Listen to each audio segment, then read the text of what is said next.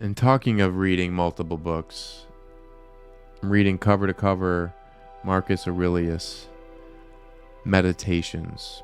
Now, I have seen this book referenced so many times. I feel like I've read it already, but I've never read it cover to cover before. And just being taken away to his time has just been very transfixing and affecting my psyche, I will say. And I'm feeling his words, and there's just this passage that he has in here, and I don't know how he meant to write it, but how I read it was just so impassioned that I wanted to share it. So here is Meditations, Marcus Aurelius. This is from book 4, 49. B. Like a rocky promontory against which the restless surf continually pounds, it stands fast while the churning sea is lulled to sleep at its feet. I hear you say, how unlucky that this should happen to me. Not at all. Say instead, how lucky that I am, not broken by what has happened, and am not afraid of what is about to happen.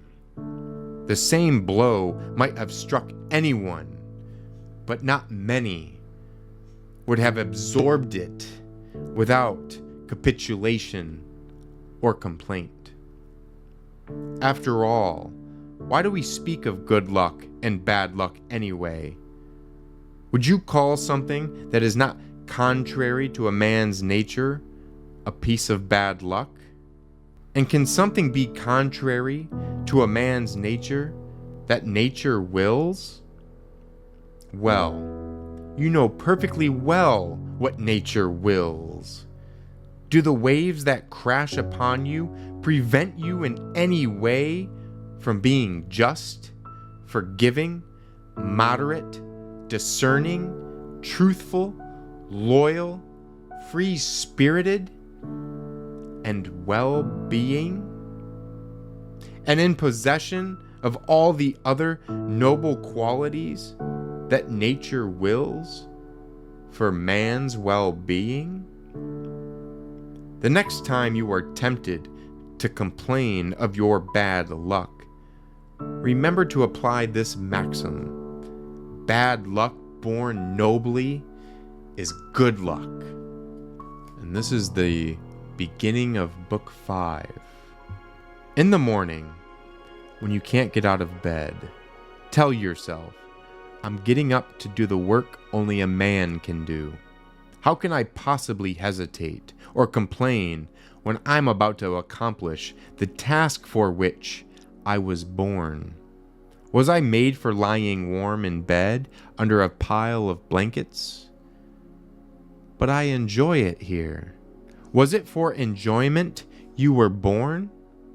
Are you designed to act or to be acted upon?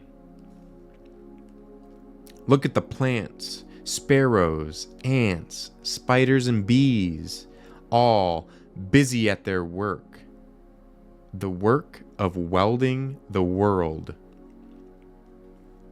Why should you hesitate to do your part, the part of a man, by obeying the law of your own nature? Yes, but nature allows for rest too. True, but rest, like eating and drinking, has natural limits. Do you disregard those limits as well? I suppose you do. Although, when it comes to working, you are quick to look for limits and do as little as possible. You must dislike yourself. Otherwise, you'd like your nature and the limits it imposes. At the same time, you'd recognize that enjoyment is meant to be found in work too, and that those who enjoy their work become totally absorbed in it. often forgetting to eat and drink and seek other forms of enjoyment.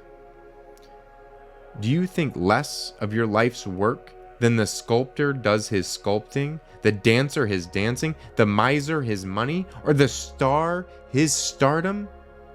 They gladly forego food and sleep to pursue their ends. To you, does the work of building a better society seem less important, less deserving of your devotion? And that is what I have with this, a devotion to the society of wanting higher emotional intelligence so that we can have level 8, 9, 10, 11, 12, and just continue stacking that level of perspective of the conversations that we could have with one another. Let us go further. And how do we get further? Through higher emotional intelligence, so that we know ourselves, we can be humble, we can respect ourselves, we can love ourselves, so that when I talk to you, we have this shared understanding of respect, of mutual love. And we can feel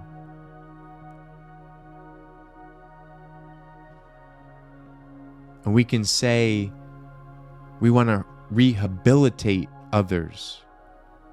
That we can say, we can look upon the weakest among us and say, we want to help you up, not tear you down, not keep you down.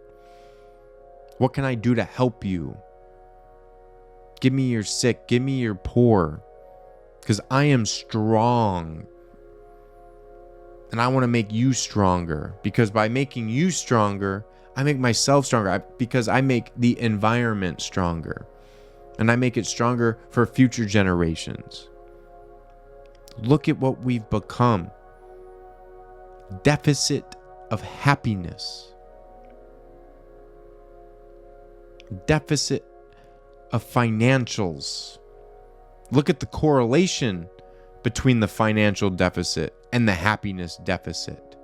Stress, anxiety, depression, all rising.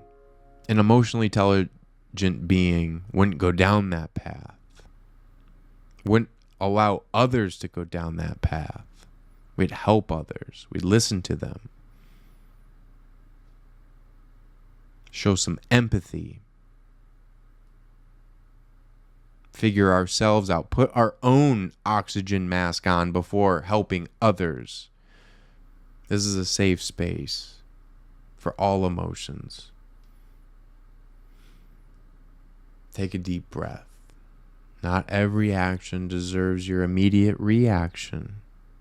Sometimes saying nothing is saying the most and saying the best thing you can say. Just take it. Take it as another wave hitting that rock, and you just keep on keeping on. We just keep beating. Till next time, fam.